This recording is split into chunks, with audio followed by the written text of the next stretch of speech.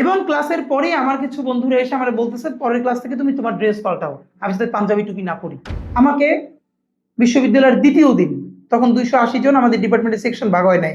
ওই শিক্ষক, আমার একটা কথা তার পছন্দ হয় নাই, সবার সামনে আমাকে তুলে নিয়ে পিছনে বসাই দিল। এটা আমি অনেক জায়গায় বলছি এবং বলতেছে এটা কোনো মাদ্রাসা না, এটা কোনো মক্তব না।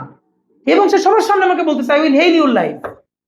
এবং ক্লাসের পরে আমার কিছু বন্ধুরা এসে আমার বলতেছে পরের ক্লাস থেকে তুমি তোমার ড্রেস পাল্টাও, আমি যদি পাঞ্জাবি টুপি না পরি।